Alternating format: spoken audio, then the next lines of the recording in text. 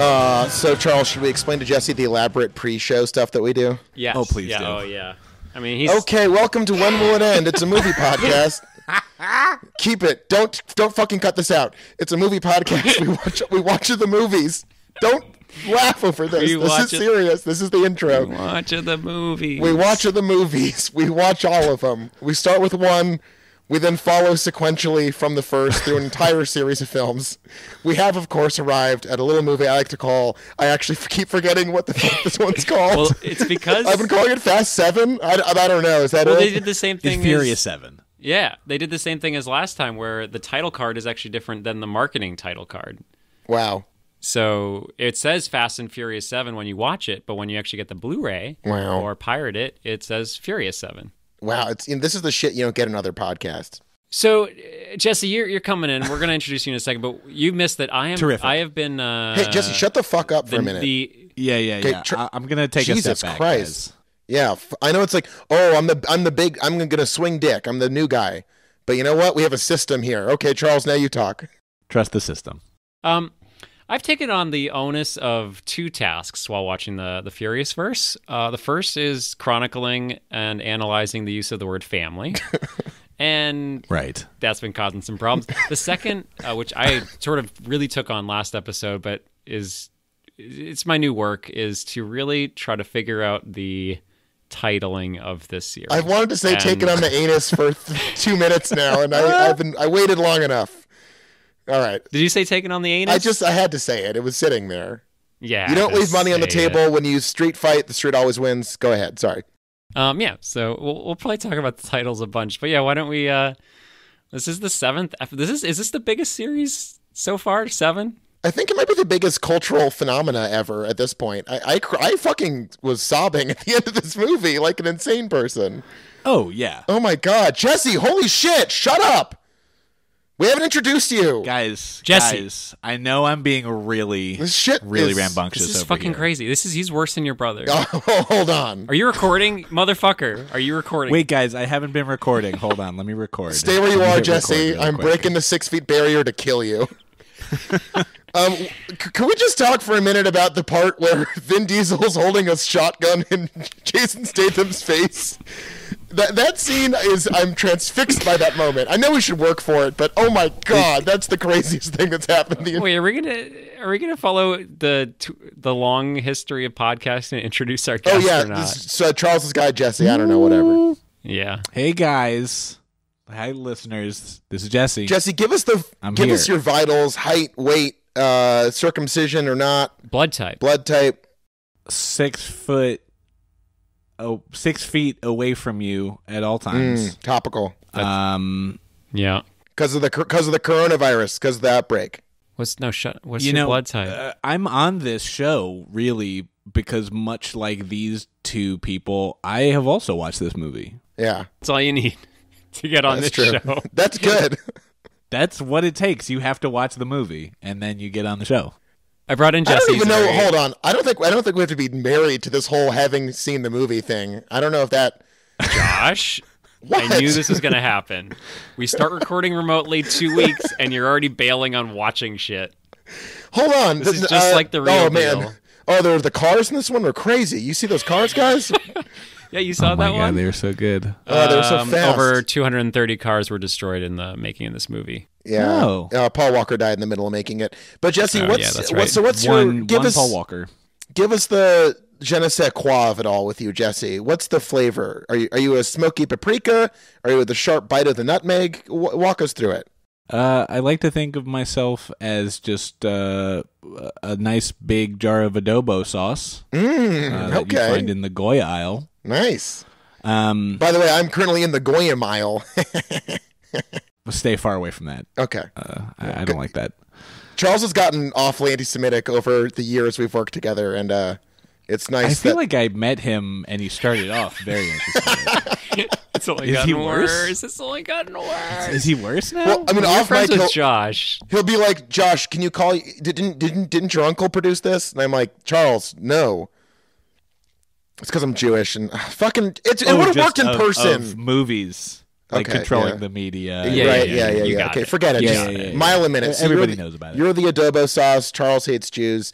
Now, let me ask you this, Jesse. Those are the top line items. What's your relationship like with the Fast saga? My chronology with it was I watched Fast 5 on... I didn't really watch any of them in theaters, right? I watched Fast 5 on DVD back in like 2012. Wow, and then Josh, I'm going to interrupt, but Josh, he's a DVD boy like you. Yeah, DVDs rule, man. Most normal like home video people had already made the switch to Blu-rays by 2012, but not you, Josh. Oh. Look, well, we're not rich. It's funny how you guys control the media, but you don't control Jesse. the home media. I'm comfortable.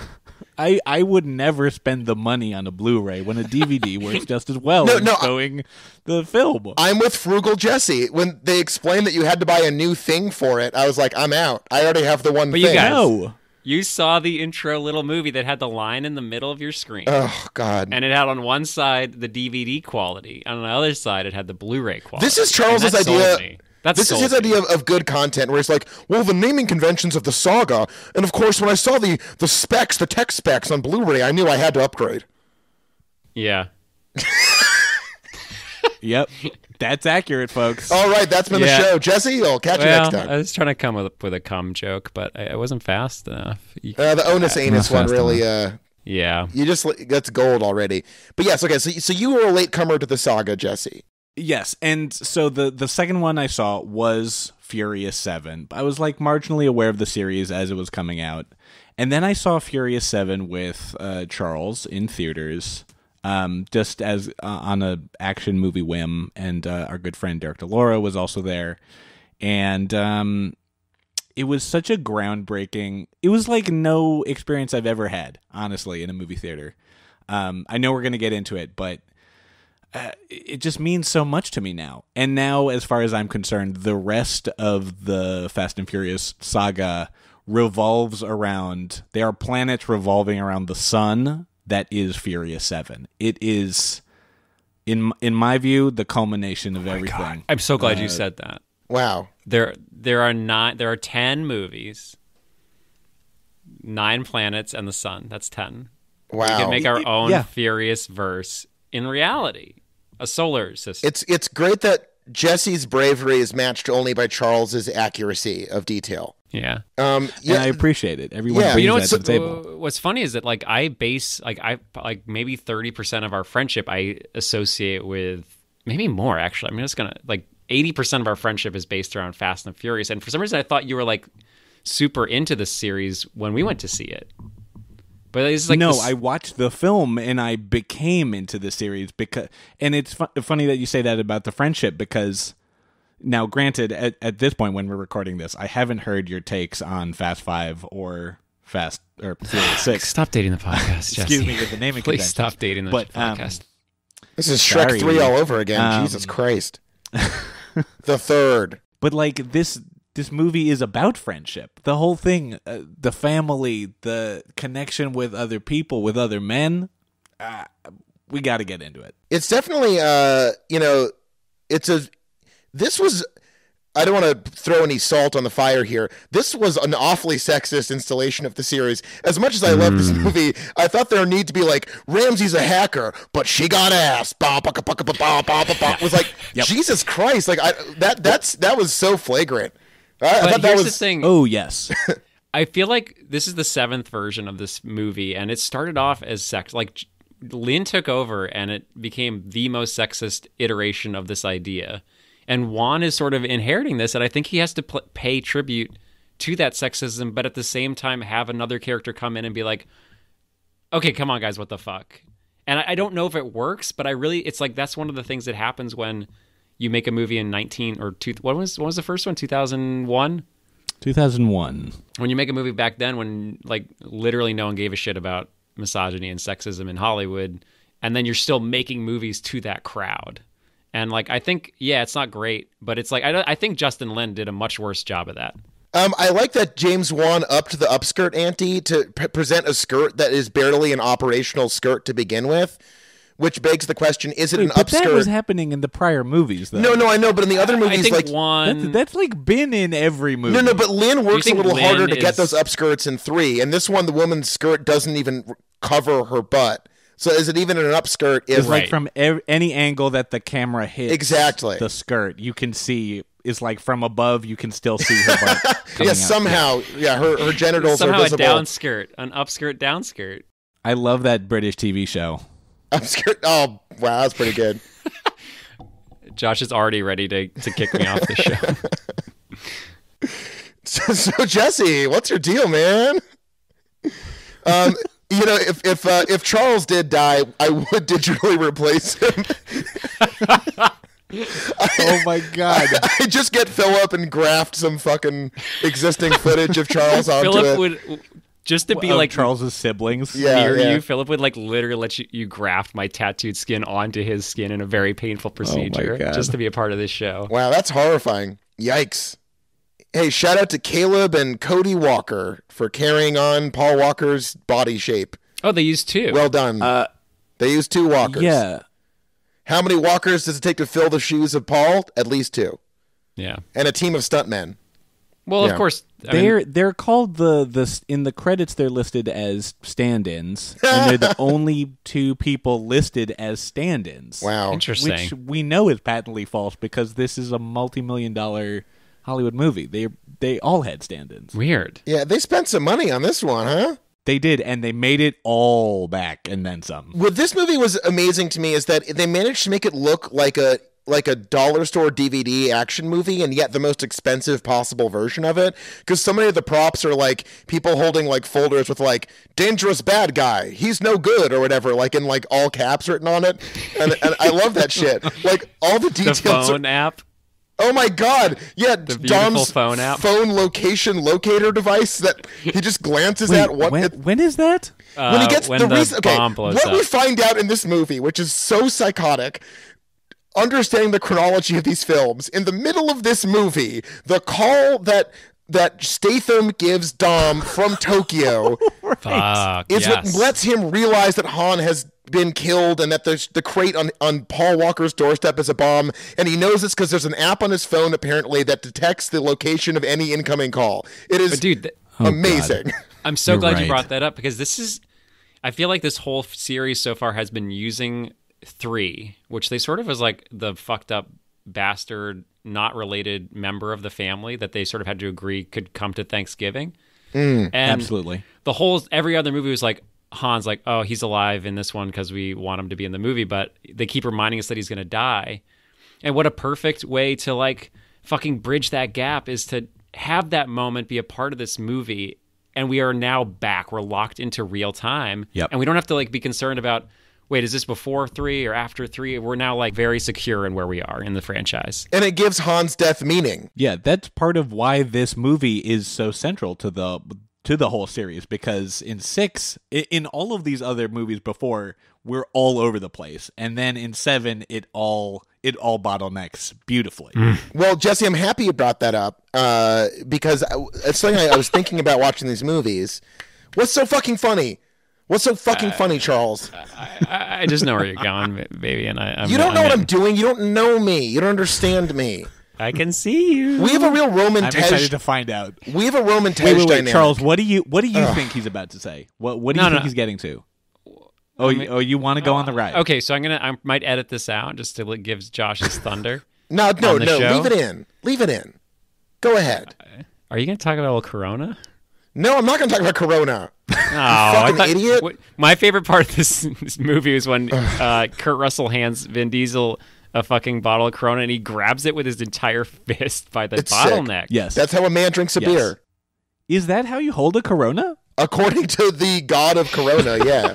Have I been doing it wrong these many years? Yeah. Apparently, according to fucking Dom Toretto, an authority that... You're so lucky, Vin Diesel hasn't beaten you up yet.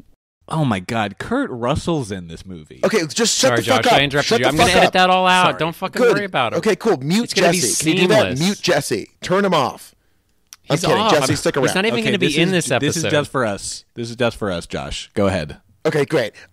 Something I was thinking about watching this movie is the role in the saga that 4 and 6 serve to their immediate successors. Right. Because watching all these in order, what you realize is that 4 we covered this obviously in great detail. It nails the emotional beats. It resolves 1, and by the end of 4, it's brought us to a point where we can have 5. Absolutely. By the end of 4, most of the balls in the air that have been floating around in a truly disjointed and baffling manner are sort of brought together, where Brian and Mia's storyline makes sense. Brian and Dom have their, return to their friendship. We sort of get to the point where the foundation's been laid for the getting the team together in 5, which gives us the first true masterpiece in this series. Absolutely. And then we have 6, a movie where they're sort of, we've got to up the ante a little bit. We've got to figure out what's next. We got to bring Letty back into the fold, XYZ. Right. And it's honestly, I forgot what the fuck happened in 6 before I watched this, which is a me terrible too. Review of 6.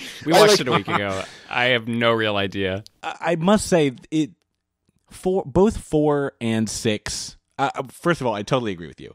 4 and 6 mostly serve for a couple of action set pieces, and then the rest is largely soap opera style storytelling. Oh, you fucked up, Jesse. Feeds into the next movie. You fucked up. We loved 4 soap opera bullshit. Well, I mean, I don't have a problem with either of those things. I love 4, and I'm a pretty big fan of 6 too. The action set pieces in 6 are amazing. It all leads to the next movie. Right.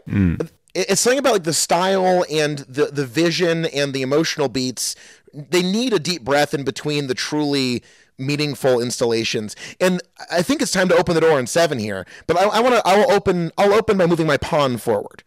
The emotional beats of everyone in this movie work, and the fact that Shaw is avenging his own family from 6, Luke Evans, is brilliant, and it fixes the problem of 6, which is that, and 4, where you have these sort of generic bad guys, and in 7 to have a guy who's like, you fucked with my family, you got a family, I got a family. Brilliant. Yeah, it's and I think it fixed the problem of 6, where it's all sort of coming back to me in the same way that once Letty saw the cross, she just got her whole memory back, and just you remember everything. I remember everything. So it all came back. It just that's why I haven't really been talking for this is so in the movie in 7 when Letty just leaves for a half hour. That was my moment where for the last 3 minutes I just I was sitting here in awe, just remembering 6. Wow. So this fixes the problem in 6 where we had this idea of a friend, a less family based bizarro world version of their team, and it didn't really work. But I think what this does is by having Statham be all by himself, representing a family that no longer exists to him, that is even more of a success as a bizarro family, having a solo person but still represent a group and a family that no longer is his. Well said. And also the fact that Statham is so fucking cool. And I like Luke Evans, and I don't think he's bad in 6, but man, Statham is captivating in this. Everything he does is fascinating. No, he's incredible. And he doesn't do that much.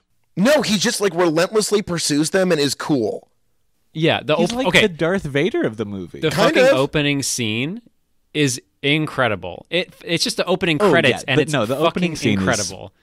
He has that whole thing, he's talking to just his brother, and then it pulls away, and you're like, oh, 2 scared people, and then it pulls away, and you're like, holy he destroyed the building. That was the moment when I was like, bye-bye, Justin. Hello, Juan. I am fucking in. And you can feel the new director's presence the whole way through. Oh, my God. Such an upgrade. And I think Lin really elevated this to a new level from the first 2. But I'm so happy he's gone. This was a breath of fresh air. The way he uses silence and sound and all these things are so much better done. His use of silence is fucking tremendous.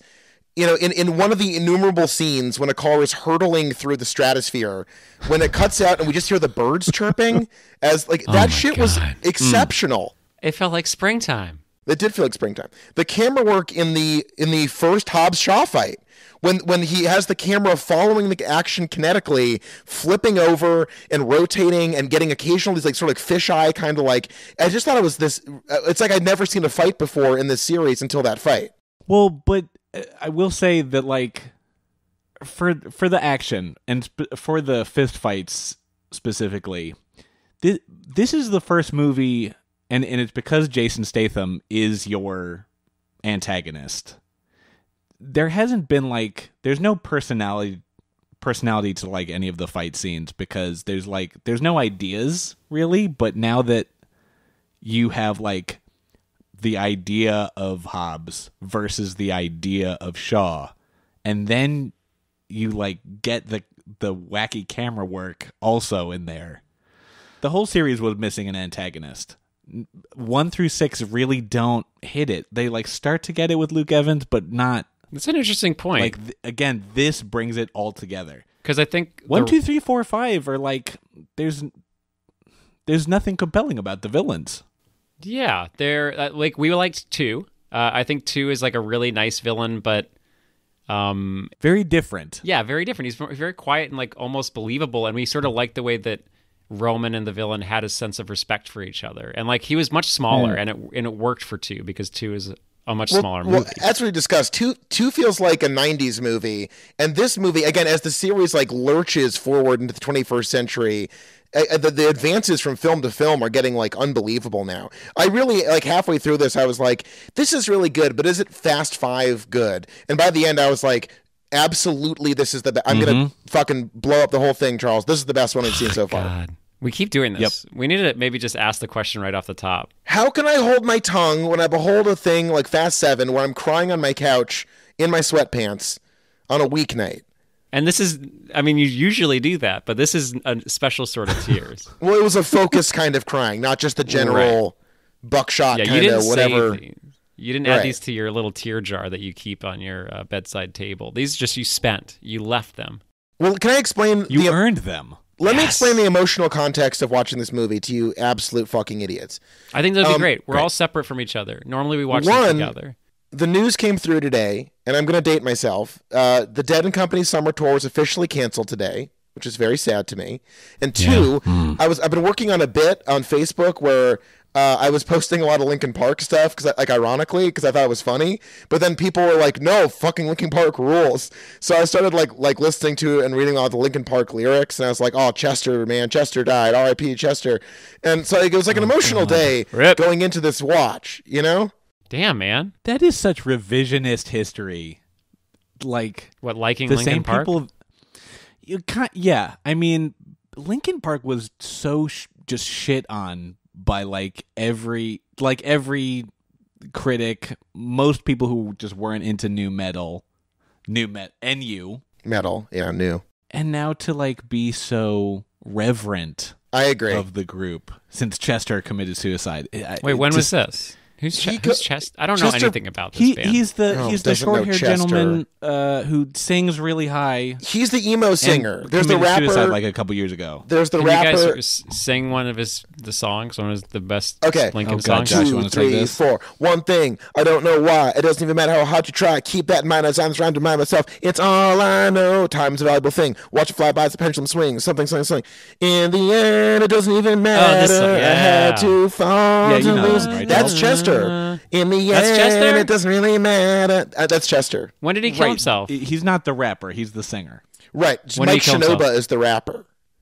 Chester Bennington is the singer. Very good, Josh. He's looking this up on his phone. Thank you. Did your research. Don't worry about it. And for the record, can you fine gentlemen, you're watching me via video stream right now because we're in the 21st century, baby. Forget about it.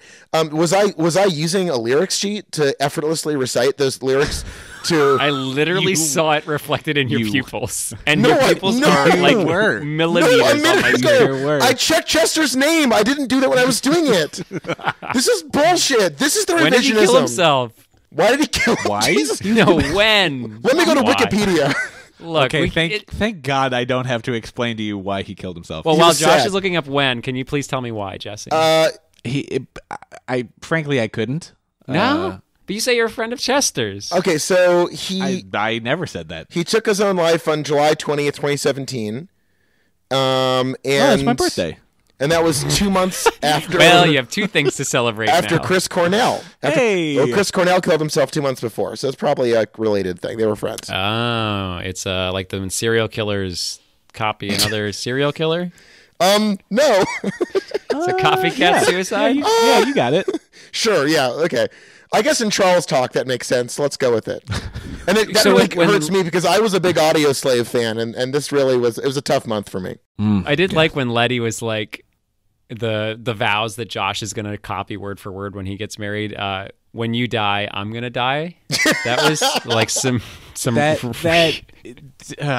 Yo, how about when Vin? Guys, this isn't a perfect movie. It's a perfect movie. It's a perfect when movie. Vin brings the sledgehammer, that was like a Looney Tunes moment when they're looking at her fucking headstone, and he's like, "I should have done this a long time ago," and then whips out a fucking sledgehammer to literally just. I was losing it. It was both totally in character for Dom Toretto and psycho, like 100% psychotic.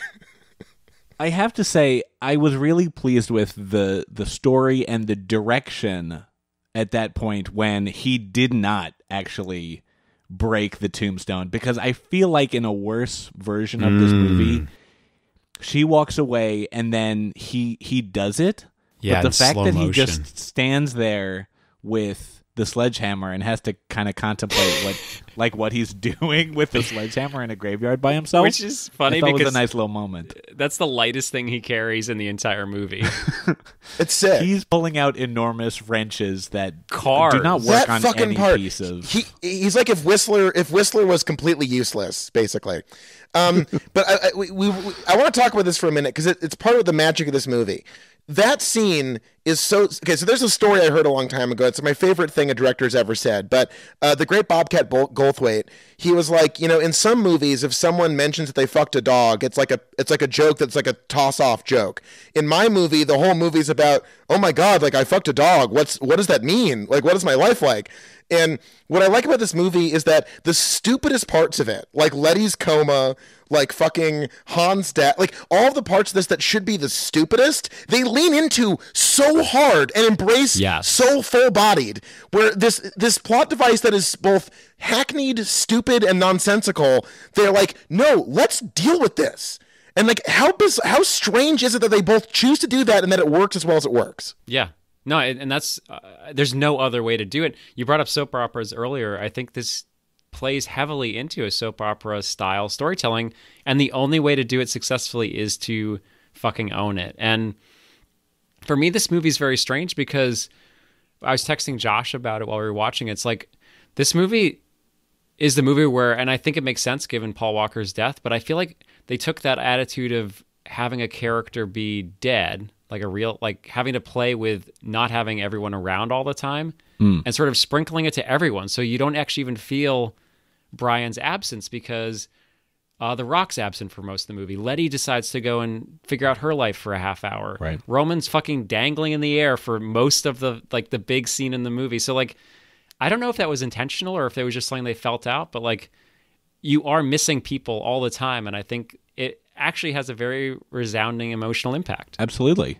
It's funny to watch the length of these movies expand as clearly contractually, like everyone's got to get a slice now. Because again, 1, 2, 3, I think 4 is the turning point where it becomes like a 2-hour plus movie. Because man, you raise a good point. Trying to get everybody meaningful stuff. I think honestly, Ludacris might be the worst served in these movies. Yeah, and Roman actually. I feel like this is going to be my... I'd have to say Roman. This is the Gimli moment. This is where Roman's starting to lose what made him amazing, and as much as I still love him, he's becoming the joke. And before he wasn't a joke, he was funny. Yeah. And now he's they don't really know what to do with him, and they're just turning him into the stupid joke, which is a little sad. It's actually... Paul Walker's death is... It's okay. It's big, but the loss of Roman as a character is when I really wept.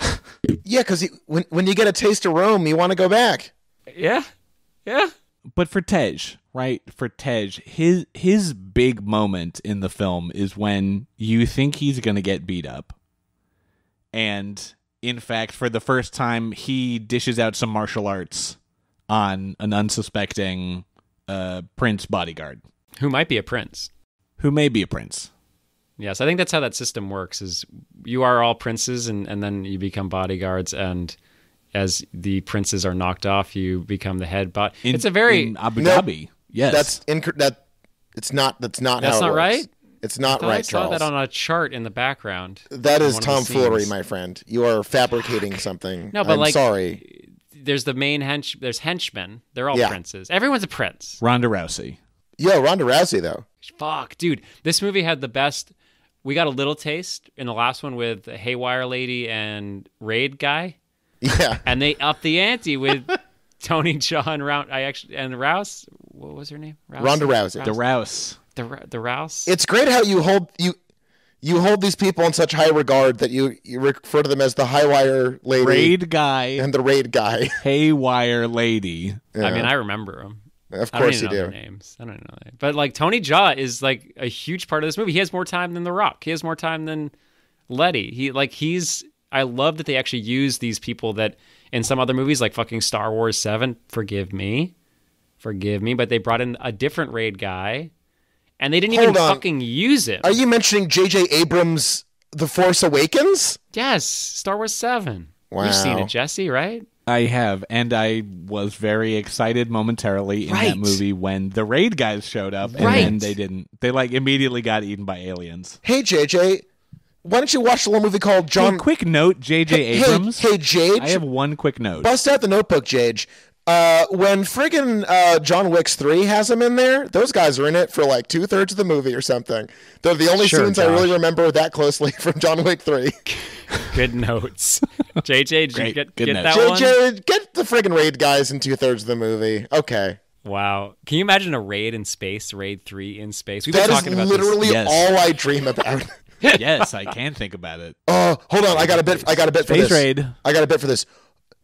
You know, for a while now, people have been asking me, am I thinking about the Raid 3 in space? Yeah, I'm thinking about the Raid 3 in space. Guys, he really shook his head when he said, yeah. I swear. Wow. Okay, so I want to... We're hitting on a few notes here about the action. I want to dial it in a little bit here. I think... the part where they drive the cars from skyscraper to skyscraper is the new iconic moment of this entire franchise, right? I mean, am I crazy? No. Oh, man. Because the Fast Five, obviously, when they're actually ripping the vault around downtown Rio, it's so psycho that it's unforgettable. But this, I was like, it's the first time where Dom looks genuinely upset, I think. Like, one of the rare times where Dom looks like, oh, I'm actually upset. And I thought that actually resonated with me because I'm emotionally a child. You know, though, this movie has another moment that maybe doesn't have the... It's not as iconic as going through the two towers. Oh, in poor taste, Jesse. Remember 9/11? Sorry, guys. Sorry. Wow. Wait, what was that? What's 9/11? I'll tell you after the podcast. Okay. Charles, we can't relitigate this right now. Yeah.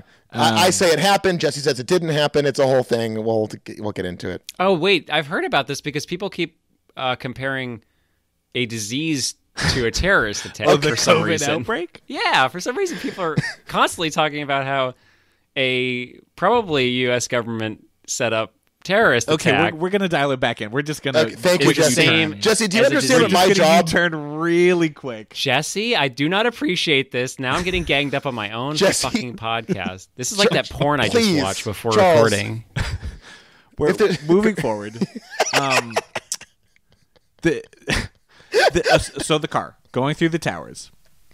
Whatever. Absolutely iconic. To me, the most breathtaking moment and probably my favorite moment in this film is the bus hanging, or the transport van. No, it's a bus. It was definitely a bus. It was like an armored bus. Thank you. Thanks, guys.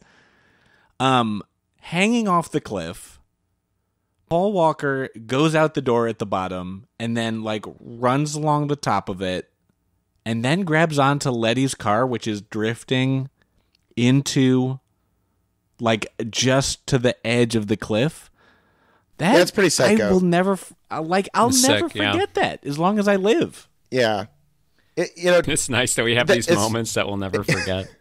This movie's fucking amazing. Like the time Paul Walker fake jumped onto a car on the edge of a cliff. Now that's pretty amazing. But no, what I like about, I'm glad you brought that up, Jesse, because that moment, it's not even really the jumping. That was cool. That was really cool. But like, it's the way that Paul Walker and Rodriguez, what's her first name? Oh my God, it's the 7th movie in Michelle? the series. Yeah. The way that they just have like a 1-second moment where he's like, thanks. And then he gets in her car. And good? That to me is like was much more powerful than anything that had happened up to that point. Like that's why when you get to 7, it's just like they're so comfortable. Yeah. And that's why I think we should talk about this now. This is why this movie is so good, is because he is fucking dead. And there's all these scenes where they're like saying goodbye to him over and over again, or it's heartbreaking. I remember the first time I saw this movie, I thought he was actually going to die in the movie. I thought that's how they're going to solve it. Absolutely. So every time he gets into one of these moments, I'm like, oh my God, is this the time he's going to die? Yeah. And then he never actually dies. And he just,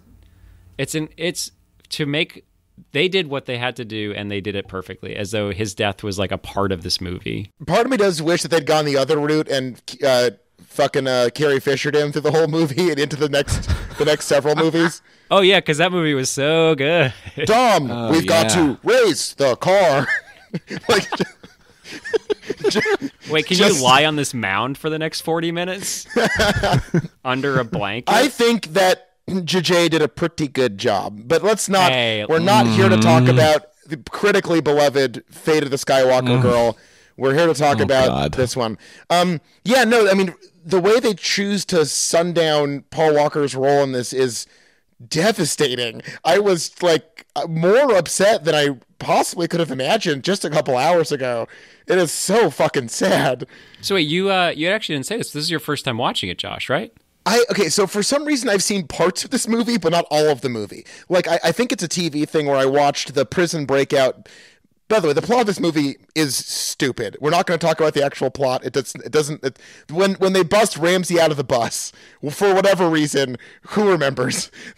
It's awesome. I'm just saying it's quite complicated.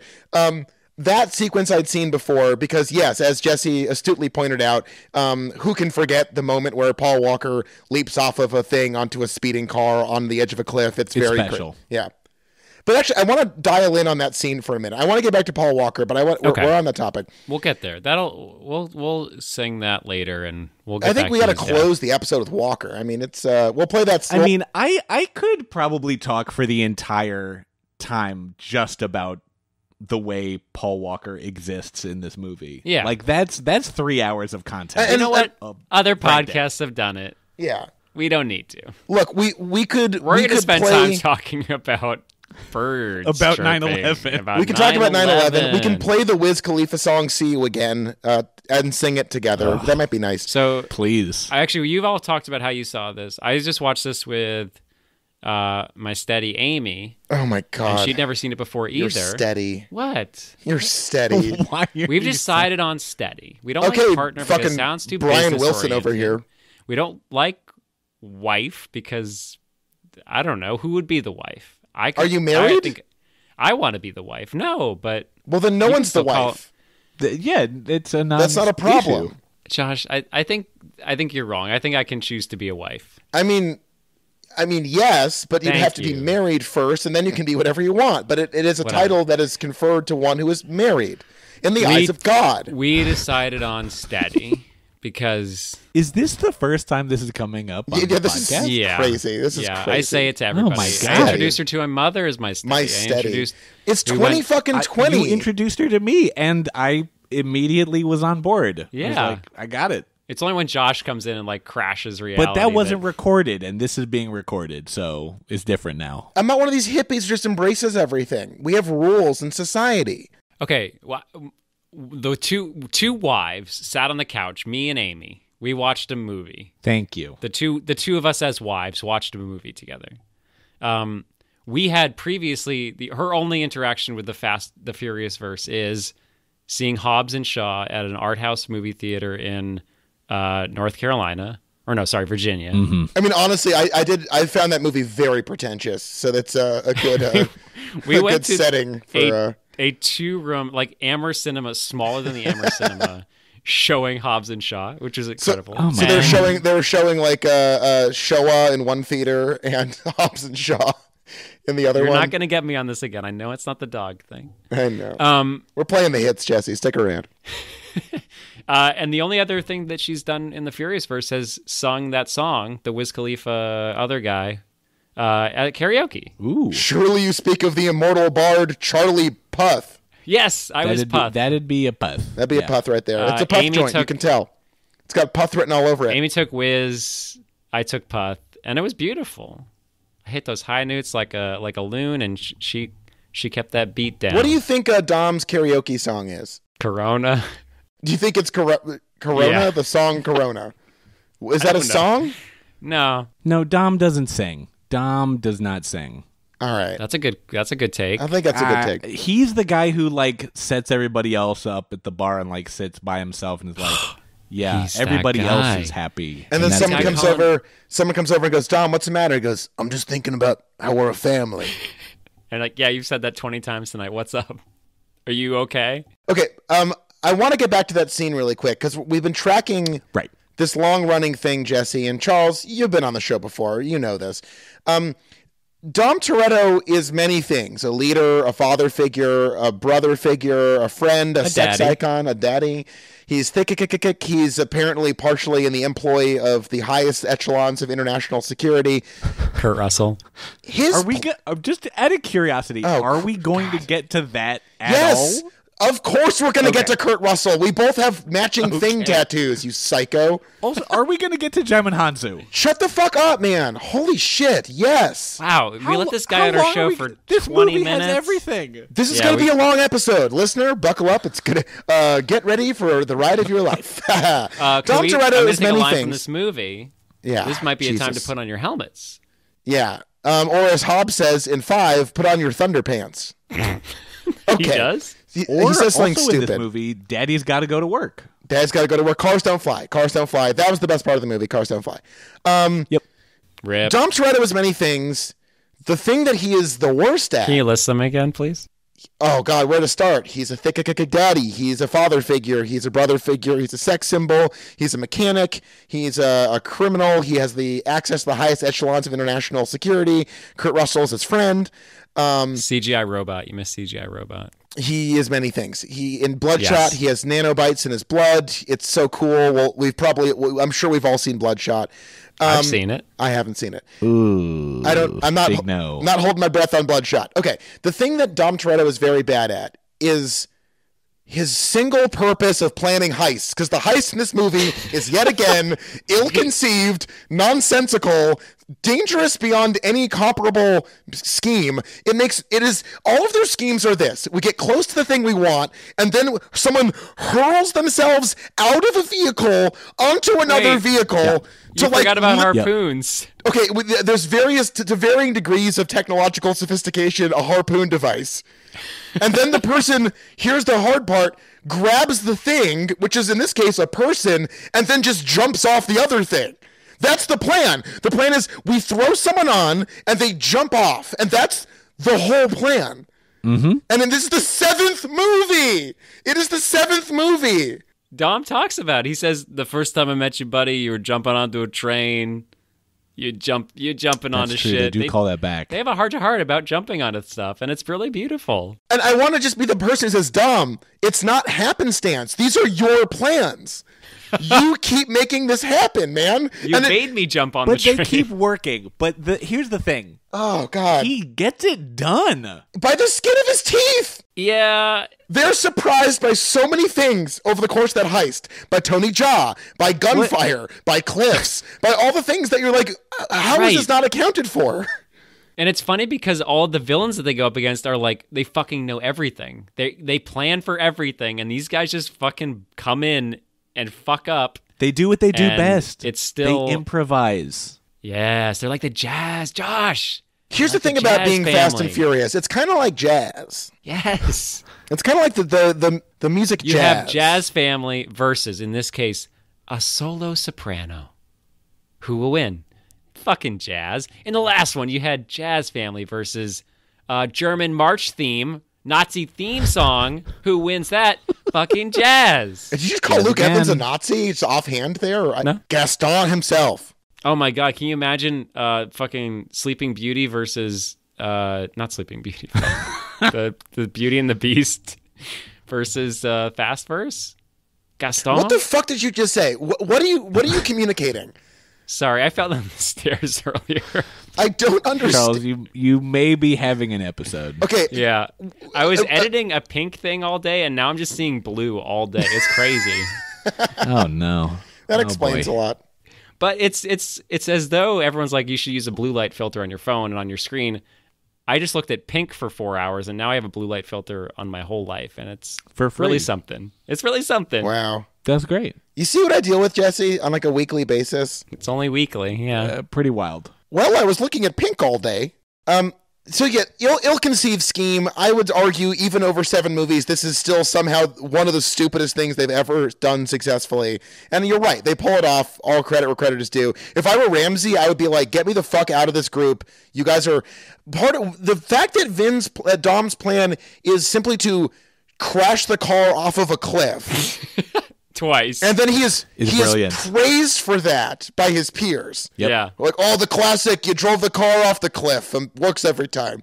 And they knew right where to pick him up, too, which was good. Psycho. But I mean, that was his answer to both problems in the movie, was to crash his car disastrously and almost kill himself. Oh my God, the part where him and Statham just rammed their car, that was mind-blowing. That happens twice. Also, I was at a loss. I was like, are they going to swerve? There's like, oh no, they're just about to have a head-on. That's the point. that is the point. Yes, these are two men that win at chicken. And winning at chicken is, when they both are winners, it's not a good situation. And that's what we have here. Again, why Jason Statham is so just amazing in this. It's like he matches Vin perfectly. And I think we should acknowledge that this movie is prime behind the scenes issues between a lot of the actors. Oh, really? Like how they all have clauses in their contracts saying that they can't lose fights. Oh, right. Yeah. Well, that comes to a full head in the next movie. Yeah. The next movie is where this is the last movie. It's the last Paul Walker movie and the last time Vin Diesel and The Rock will ever talk to each other on screen. Yeah. Which is kind of amazing. I want to save some of that for the next installation. Okay. But no, you're right. We're getting to the point where this series has taken on a life of its own, and it's becoming both on stage and off this juggernaut. Yeah, it is very interesting to see what happens when you just let things go. And like The Rock was a really good ad in, what was that? Was it 4 or 5? He came in 5. Yeah. He's changed his tune in every movie. Yeah. We were like in 6, we were like, in the last movie, he just was out for blood again. Like, I'm not going to let you guys go this once, but your ass is mine next time I see you. And then it's suddenly like, oh no, we're all buds now. And now they're like not even on the same. It's just like, yeah, whatever happens, happens. Quick note, someone's phone keeps vibrating. Yeah. Is that you? No. Might be me. Might be you. Just double check that just before we go any farther. Yep. Thank you, Jesse. It's a guest thing. I know. They're always buzzing. And now we'll go right back in. They're like little bees. Little bees. Oh, that's not good. Yeah. It's okay. It's okay. I will say that that's not being recorded. Oh, it's not? No, it's just mic. irritating Josh, though, which is it's irritating I'm Josh. gonna get that. Yeah. Josh would put up with Taken buzzing care of. on the tape if it weren't irritating him. There we go. All right. Thank you, Jesse. I appreciate it. Yeah.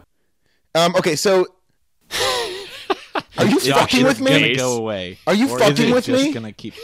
I'm actually not. Are you pulling a Roman style shenanigan? Good stuff. I'm keeping all this. Keep all of it in. Yeah. Okay, that Keep it all in. do it. Hey, listener, Sorry, fuck you. guys. Hey, listener, fuck you. Yeah, we're all flipping I you think the that does thin it. Okay, finger, we're as good, my we're mom good. called it. Okay, so I just want to, without you guys cheating, tell me what you think this did box office wise at the end of the year. How well do you think this did? I think I might know it, so I'm gonna sit this out. Well, wait, no. I mean, if you know it, you know it. That's not cheating. He's saying don't do any research Right now. right now. I'm saying it's 2015. This was a huge movie. Do you think Yeah. it was Are in we the talking- top 5, the top 3, the top 10? Where do you think it Are you landed? talking worldwide or domestic? I'm talking worldwide gross, baby. Mr. International, Pitbull style. That's my favorite kind of baby. I am gonna guess 1 point. No. Okay, oh, sure. 5. Yeah. What? I meant like ranking wise. You were cheating. You obviously cheated. No, I just was gonna say a very big number. What are you going to say? I was gonna say $1.5 billion. It did. That's what it grossed. $1.5 billion. What? Yeah. God damn it, Charles. You piece of shit. That's crazy. But okay, that was the third best grossing movie of the year. 2015 was Psycho status. Whoa, that is insane. Wait, That because 1.5 2015 was Star Wars, right? Star Wars: The Force Yes. Awakens is number 1, over $2 billion. Number 2, a real piece of shit, Jurassic World, what? Oh, that is crazy. wow. which outgrossed it with 1.6. 3 is Furious 7. Now, this is interesting to me. 4, Avengers: Age of Ultron. This beat Avengers, which is kind of crazy. Wow. Oh, wow. Well, that makes That's sense. great. We often reference Marvel as sort of like the progenitor of the modern sense of the franchise. And this year, the working class Furious 7 full of Street Fighters beat those big fancy pants superheroes. Yeah. But that was the second Avengers movie, which I think is on record as being the worst Avengers, like not MCU, but like the worst Avengers movie. I like that movie. Yeah, me too. Oh, like you're saying gross-wise. No, I also think critical reception. Yeah, people kind of dump on it. And honestly, I think it's my least favorite of the Avengers movies. Yeah. I mean, unless you're including Captain America: Civil War, which I think that's the worst of the Avengers movies. But I like that movie a lot. I just think the other ones are so good. All the Avengers movies are very good. But the thing that this movie had, Fast 7, that no other movie had, besides family, is something that my dear friend Jesse alluded to a minute ago. The inimitable Kurt Russell appears in this film and is goddamn delightful. I want to jump in this pool. Okay, please. Kurt Russell pool. Welcome to the pool of Kurt. I'm not going to go into the shallow end. I'm going to jump into the deep end. Okay, A worse movie would have turned him into a bad guy. absolutely. I was waiting for it the whole time. Yes, this movie had the courage, the foresight, the emotional genius to make him be your friend the entire way through. And like we're talking Marvel, the genius of having Jake Gyllenhaal be like a really great father figure and then suddenly become a bad guy. It works. It's Gyllenhaal. I believe it's Gyllenhaal. Gyllenhaal. It's Gyllenhaal. Gyllenhaal. Gyllenhaal. His sister's Maggie Gyllenhaal. You're outvoted. It's Gyllenhaal. But so it works when you have that like character that you love, especially when it's like has that history of being a Kurt Russell, and you're like, he's such a good bad guy, he's such a good guy. Which way he's gonna go? It was so comforting to have him be the good way. When he fucking whips out those 2 pistols and his night vision sunglasses. Yep. Fuck yes. It's rad. And then he winks in slow motion. Double fuck yes. Yep. I mean, something about this movie, like it's fan service the entire way, and at no point does it feel cloying. It just feels appropriate. Where it's like, of course, Kurt Russell fucking shows up and just rules. And I think it's a special series. It can feel like stunt casting, and this just felt like, no, this is appropriate. It's gotten to the point where no one less than Kurt Russell is going to pop up at this point. He was like the 10th choice. Yeah, wasn't Denzel the first choice? It was Denzel, Taylor Lautner, Halle Berry, and Hold on, they couldn't get Taylor Lautner? What? Dude, turned it down. Fucking turned it down. Lautner's like, fuck you, asshole. I'm goddamn the guy from Twilight. And I'm sorry, I'm going to That is insane. poorly mispronounce this person's name, but Deepika God. Padukone was also cast before Kurt Russell and turned it down. Okay. Which is, what a weird thing to turn down. You're in a movie that's making billions of dollars, and it's like, I would shuffle things to get in on that. I think we're also forgetting something that is pretty integral to the DNA of this film, which is that Paul Walker died in the middle of shooting it, and there was this was a period of time where I think a lot of people didn't want to touch it. They were like, "This movie's gonna be a fucking shit show," because the guy who is the second most important person in the franchise died before half his footage was shot. That's true. They had to redo the whole thing. Yeah. I'd still be in it. Why didn't they ask me? I don't know, Charles. It's a mystery. Can you imagine me? Pop out some shades, spin some pistols around. Wow. I That's wink, the best thing you've wink ever at done. camera. Why don't you do that every episode? Yeah, that's good. That's content. That's my catchphrase. My new catchphrase. And you're already tiring it out. We beautiful. enjoyed it for 15 seconds, and now it's sunlighting, sundowning. You know what, Josh? Bye-bye. I said what I said.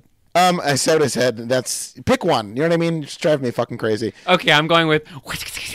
That's the 4D chess galaxy brain choice. I'm proud of you.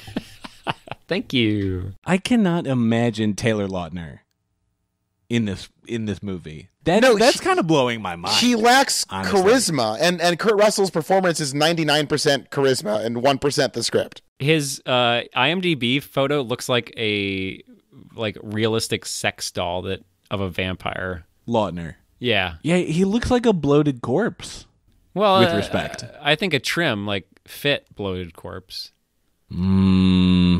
Maybe we're looking at different pictures. There's also Baby Yoda that came up, and I'm just looking at that now. The Sorry, thing about guys. the web, that also looks like a thing bloated about corpse. The web now, Tiny corpse. They got all kinds of stuff. Tiny baby corpse. They got all kinds of stuff on the web. They sure do. Look, I got Baby Yoda. That is a hot take, and I have to agree with it. Thank you. It was brave of what I said. Okay, so we're getting towards the point in the episode where traditionally we ask the titular question, when will it end?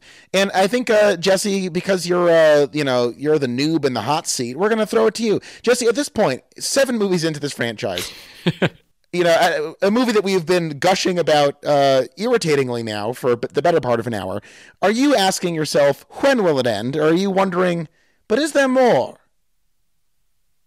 Do we explain this to you? So the podcast, the whole point of the show. Okay, I know the point of the show. We watch the movies. I have complicated feelings. Okay. We definitely complicated feelings on it. We watch the movies. We watch them in order, and we watch the movies. Yeah. The thing is, this could be the end. This could be the end with Paul Walker driving away. It's that's it. That's one last job. And when you watch the movies that come after this, I know we're jumping ahead slightly, but you see oh wait, we're gonna have to bleep this out. Whoa! What are you, some time traveler? What the fuck's going on here? Sorry. So we don't reference back to the 2015. future. Back to 2015 now. When things were good before Drumpf. I see this movie and I say it doesn't get better than this. I'll continue to watch the movies, but I'm if I never saw something after Furious 7, I'm satisfied. If you were this movie has it all. If you were blinded in an acid attack. If this was the last thing I ever saw, I would go to my grave satisfied. Your bubbling flesh hardens into scar tissue where once you had a portal to the world visually. That's right. All right. So answer the I fucking don't understand question. your answer though. What's your answer? So with all that said, what's this fancy pants? No, I'm still chomping at the bit for more. Wow. All right. Listeners of the show, that's something that horses do. Wait, I thought it was cigars. No, horses, they have a bit in their mouth. That's a horse racing thing. I'm not vegan, so I'm going to go with fat cats in Hollywood chomping at the bit. That's not a thing on a cigar. You don't call part of a cigar with a bit. Well, I call myself a wife, and I call the end of a cigar a bit. So you're delegitimizing the first thing just out of spite to save face of the second thing. Wait, how is calling myself a wife? No, you're delegitimizing the wife choice by making up the bit thing, which is clearly a fantasy. They're both fantasies, Josh. Basically, I sit in my basement looking at pink screens all day, dreaming about fantasies. Wow. Which is code for watching pornography. You watch that too? I'm a fan. We get it. Yeah, Josh, you should try this. After this, once you get off the phone, stare at a pink screen for 2 hours and then watch pornography. Wow. Holy fuck. Is it's it like real Smurfs life. fucking? Does it look like Smurfs? Because I can save time and just Google Smurf porn. Okay, yes. It's a couple It's a hours time saver. shave. It's a life hack. Did you learn that on lifehack.com? Is there a I lifehack.com? did. It's a great. It is. That website is more useful than ever because I'm always every day I wake up screaming how do I protect my loved ones from a fucking plague? Life hack. Life hack. So Charles, you're the other guy on the show. Are you at this point 7 movies deep, wondering to yourself, is this the logical conclusion? Paul Walker has died, ironically enough, in a horrible car accident. We heard Charlie Puth sing alongside Wiz Khalifa. Can there be another plateau to this series? Great question, Josh. I'm so glad you asked. It is the name of the show, after all. Well, you'll remember. 1, I asked when will it end. I was ready to bail on this immediately after seeing the first one. That's true. Your loyalty to this was very un-Dom Toretto-like. But you know what?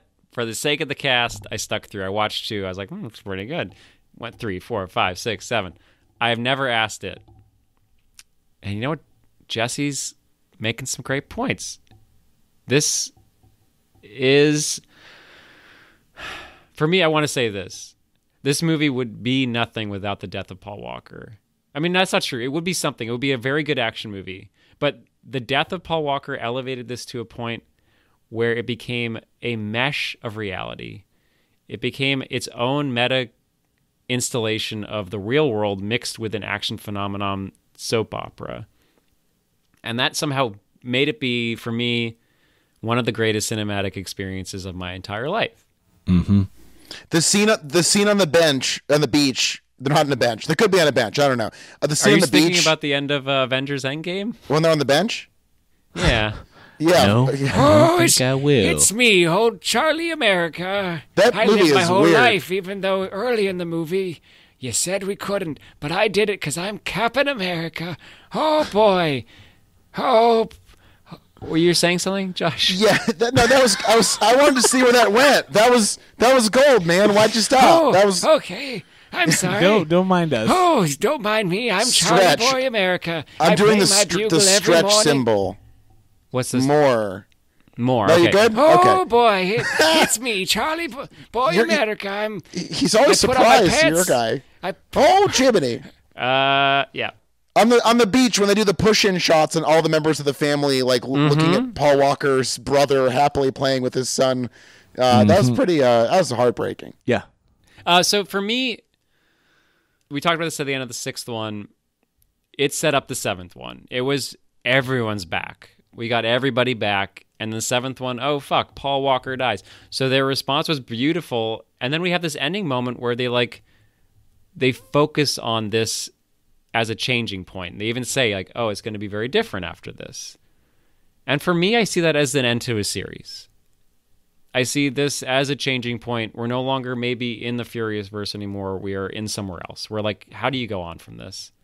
It is a truly tragic moment. And it was very sad. I was crying at the end of this movie. I was crying during lots of scenes, like scenes that would have had no impact, like the deleted scene in Fast Five where he and his wife are talking about being parents. It's like, that was nothing. But the fact that Paul Walker is dead and you have Mia talking to someone who is no longer alive, they're probably friends outside of this movie, it just means something else. And I think I'm asking, when will it end? I'm done. This is it. I don't want any more. That's a totally I respectable understand it. take. Yeah. I'm of two minds here. One, I'm with you. It's very hard to imagine an emotional crescendo on par with one of the central figures in this movieverse dying tragically far too young. You can't even script that. It is genuinely heartbreaking, and they play it both respectfully and juicily for some big old tearful dividends. The other part of me knows that my single favorite piece of dialogue in a movie ever is coming up in the next movie, and I have been Come waiting. on, man. You can't do I that. have been waiting for this for the whole time. And look, I'm trying to wear two hats here, and I have many hats. One hat is that if this was it, and this was the end of the series, I would say they somehow managed to top 5. That is fucking astonishing. Let's call it a day. The other side of me says, based on the rhythm of these movies, even if 8 is kind of whatever, 9, I want to hold out hope that in this pattern good that we've point. identified, 9 can be another crest in the fucking ups and downs of this psychotic universe of Fast and the Furious. And if they can think of even more ways where Dom Toretto can drive a car quickly next to another moving object and have one of his flunkies leap from a car onto that object, who knows? Maybe they could do it at sea. Maybe they could do it in space, as we often say. Let me say this, Jesse. I don't know how long you listen to the show, but we just want there to be a sequel in space. And I think this is becoming... That's all we want. There are a lot of people calling for this. A lot of people calling for them to go to space. It feels like the natural progression. I'm hoping by 11 we can get them to space. Like by the time I have kids, I can take them to a Fast and the Furious where it's in space. You're taking like a 2-year-old to Fast 11. Oh, or fuck I guess yeah. you could have an intent. Best way to raise a kid. Yeah. I mean, in a few years, when Vin Diesel dies, they can just fully animate a new Vin Diesel, and we will not know the difference. So we've now left the mortal realm with this technology. I'm on the record. Vin Diesel already looks like a CGI nightmare menace. Well, and he has for a couple of years. He Yeah. definitely has Yes. for a couple of years. He could play older Shrek at this point. Yeah. It's all the things that have been added to his body so he doesn't look different. It's amazing how people try to add things to their bodies so they don't look different, and it just makes them look different. Well, I got these ass implants, and my fucking butt has never looked juicier. Right, but you look different. You look better. Thank but you. You still look different. This series actually has a natural endpoint coming up. I mean, space. In Well, space. no. Realistically, they steal all the cars in the world, and there's nothing more to steal. well, not plot device, but just like in terms of contracts and agreement, there's nothing after 10, supposedly. Wait, remember what I said about time? Is it? I didn't know I invited a time We don't. traveler. We're still not talking about that. Okay. So here's the thing. We really should have... Josh, you told this earlier to JJ. I'm telling this to you because I don't have a notebook. Write this down. When we have guests on the show, Josh, we must explain to them how things work before they speak. So just write that down. I'm making a note right now. Charles, you brought me here. Yeah, This I is know. on I'm piece saying of shit. I don't have the journal. Josh has the journal. He's going to write this down. We'll make sure. It's not... No, I'm not talking to you, Jesse. You're fine. We didn't explain it to you. You don't know the rules. But yeah, we go in blind. After the acid attack, say. Before the acid attack. Of course. Someone's reduced Yeah. your beautiful peepers to like a bubbling mass of flesh. That's just, it's a fucking nightmare. It's the worst thing that could possibly happen. That sounds But bad. you can see everything except for movies that exist in this series that we haven't watched yet. Understood. Okay, got it. Okay, long story short, Jesse, let me share with you something that I learned a long time ago. Please. If you let Charles start a metaphor, you're fucked, man. You're just, you gotta just nip that at the bud. Okay, an hour ago, when I was answering my question about when will it end, I cannot in good faith ask that question knowing the rhythm of this series. Given how much I was surprised by 7, I cannot in good faith say that they can't surprise me again. I think the way I look at this world we live in, and look, I'm just a regular guy. I'm just a well-off Jewish radio professional who lives in a beautiful house, and I have a loving family. You forgot about award-winning. Oh, I'm an award-winning journalist. I'm dating someone just incredible. The sex is dynamite. I'm an acclaimed artist. I host a beloved podcast. I'm like anyone on the street. I'm Joe Lunchbox over there, okay? And my honest assessment is that I am not one to say no to family. I am. Fair. That's like... We've established that Charles is. Charles, I think, really doesn't like family. We've learned that. No, I don't. I don't understand. He's left the stream. That's why I liked Luke in 6. Was like, I want to build my family. I don't want to like let strangers just birth me Luke and is a choose team me. guy. Luke's whole thing is the team in 7, not in 6, Right. not to That's open what the I door mean. again. Yeah. I'm a team guy. Like, you're my team. You're my team. Do you like those games where you like manage a sports team but you don't actually play the sport? No, I don't understand those. Those are very hard for me. No, but they're not actually. Most of them are not family. Oh, I thought you were talking about the sports games. Like, shut up. Don't tell me what's hard. Most of them are also not family. Most of them, except for Peyton Manning and Eli Manning hanging out. And Ken Griffey was on the Mariners with his dad, which is amazing. At this point, you have Mia and Dom are brother and sister. Yes. Mia and Brian are wife and wife. Dom and Letty are wife and wife, meaning that the main four... kind of. No. A karma all where you related forget now. your entire life negates the marriage. They got to get married It again. does. Yeah, that's... They got to get remarried. Oh, That renew means those nothing vows. Hashtag renew the vows. Dom. Yeah, please. Can that... Yeah. This is going to take off like wildfire 8 years after the movie came out. Hey, what was up with fucking Dubai in the teens? I was thinking like a Ghost Protocol comes out years later, which is weird. Yeah. No, years before. Excuse me. I think that's 2011. Yeah, that's right. What was our fascination with like a slave labor built like oil empire and like how cool it was? Because in Sex and the City 2, they go to fucking Dubai. I mean, I think you just described exactly what the fascination is there, Josh. Oh yeah, because slaves built Everything you said is appealing. it. Okay, And it's fair run enough. by billionaires, which probably funded all these movies, so they probably want their city shown in the movie. Yeah. In seriousness. Josh, you're asking the wrong people. We're nothing but lowly thousandaires over here. We have no power or real stake in the world and understanding of how it functions. Well, society looked at me and assigned a value to me, and that number is larger than probably you two combined. And that's not my fault. Jesus, Jesse, you What? gonna stand for this? Wow. I'm just beat him what? Let's go beat him up. It's just I didn't make the rules. Look at him. What? We could beat him up. No, you could. Are you kidding me? Look, are you joking? Look at that. Look at that stash. Look at that. Yeah, Yeah! Oh, look at that arm. Speaking of Josh's cop stash, I do love that in this movie, when they need people to die, they get cops to come in to blow up. It's fucking perfect. Because if they brought in bystanders, be like, oh, fuck, they killed bystanders. And if they just blew up cars, be like, where's the fucking death? So they bring in cops to kill. Yep. Again, It's perfect. Most action movies like do like that disgusting like glorifying cops in every way because they know that like just like the murder hungry sociopaths who run our society love action movies.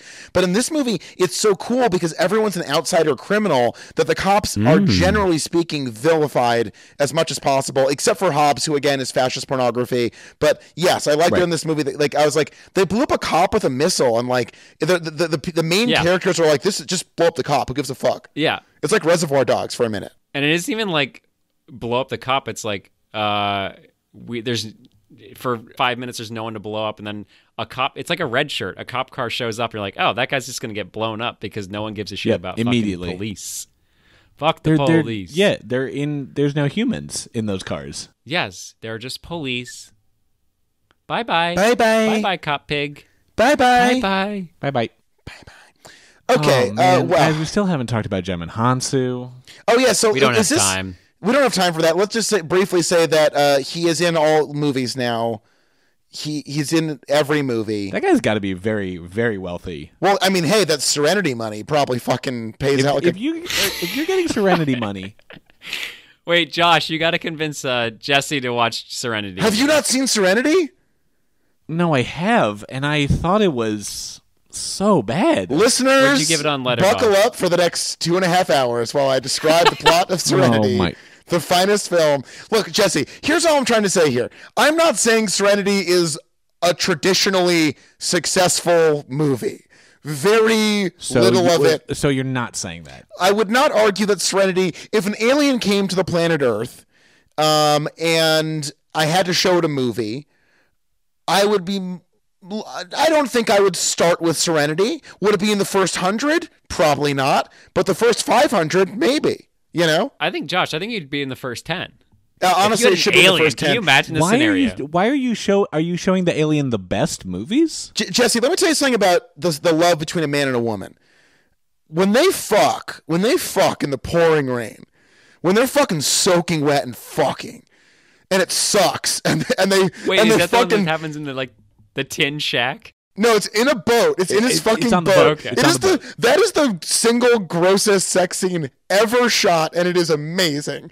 When It was deeply upsetting. when McConaughey like Wait, pumps. am I remembering this correctly? Does he like say "I win" at the end of that sex scene? Well, sort of, but yes, eventually. But he like pumps like twice or something, and apparently finishes. Right. And then he goes. Oh my God. And then he goes, "That's all you get." And it's like one of the most. It is just a transcendent moment. And knowing the offstage thing, Jesse, this is what seals the deal in that movie. Matt McConaughey apparently was livid that the studio did not better promote Serenity at the point for which it had clearly become one of the worst performing films in modern history. He was like, "I gave my everything to become the guy who hunts the fish named Justice." Anyways, look, we can't go off on a Serenity tangent. He was like the equivalent of like Warren supporters screaming at you that she could win if you just voted for her. Yeah, it wasn't going to happen. Also, she did not have a plan for being a good politician. And then is Jason Clarke Bernie Sanders? Yes, absolutely. He's a monster. Yes. He hates women, and he's a monster. Jason Clarke just fucking $10. $10. When people ask me what is it like being a Bernie Sanders supporter, I show them the clip where he beats Anne Hathaway with a belt because she has like a scratch on her thigh. I'm like, that's basically what people are like. Oh, do you listen to Chapo? Isn't it just that? I'm like, yeah, basically, it's sick. Yep. Yeah. Please see this video. Okay, is Jaimon Hansu good, or is he just in movies? I can't. Well, he has nothing to do in this. He gets out of a car in a leather jacket. He sits in a helicopter and yells, and he walks into the warehouse and yells. I mean, he does nothing besides look menacing, backed by Brian Tyler's soundtrack. Yeah. And again, because the plot of this movie is literally not even really worth getting into, he is, as I recall, a terrorist. Yep. Right. His role is. If you paid me $1,000, I could not tell you the name of that character. Oh, are you kidding me? Fuck. I don't even understand his relationship to Jason Statham. Wait, they actually have it on screen. What? There's a K in it. Oh, well, we got one letter. This is great. Can I get like $10? No partial credit on this. Yeah. I mean, it may be in a different movie where Jason Statham isn't like the incredible force that he is. Djimon Hounsou has more to do, but he doesn't need to do anything else, honestly. I like to Jason Statham is just there. His coat is really good. He wears that one black coat a few times. Great coat. Great coat. Maybe a Michael Jackson coat. Now that Wow. I'm thinking about it. We don't say that name. I feel like there's a lot of zippers on that coat. I thought Hansou's leather jacket looks very much like a Rammstein, kind of like like sort of like heavy German heavy metal vibe, like a little dorky. Yeah, he was cool. It has like the collar or something. It's a weird. I don't know. It's weird. Well, I think I'm going to bring this back while we're just rambling about this guy that I hadn't really heard of until now. You mentioned earlier having a villain, and like the problem with the other movies was that the villain of the movie was also the villain of the plot. And here they've decided that the plot isn't important. It's the connection between characters. So you have Jason. One of the best parts of this movie is that when the drone is fucking around, and we haven't talked that The Rock literally drives an ambulance into a drone and then shoots it in the head. Oh my God. That's sick as fuck. Yeah. You're so right. Well, all that shit's happening. Vin Diesel and Jason Statham are having a showdown all by themselves. Yep. And like the plot is fucking sprawling out, uncontrollable like a disease. And yet we have this close, like this is the heart of the movie, is Vin Diesel and Jason Statham, who are neither are the hero, they're not the villain or the hero. They're just like what butt heads and what really works. And they're ideologically at odds. But the same. They're two sides of the same coin. Which takes us back to the thing I said like 2 minutes into this podcast when Vin Diesel's holding the fucking sawed-off shotgun in his face and does the callback to Statham's line earlier, would you think this was a street fight? And he puts the fucking gun away and pulls out a cartoonishly large wrench that has never been made before or since. And it goes, you're damn right it is. You're goddamn right. And then they proceed to fight with large wrenches. And you're like, this is the 7th movie in this series, and I'm watching two men fight with wrenches.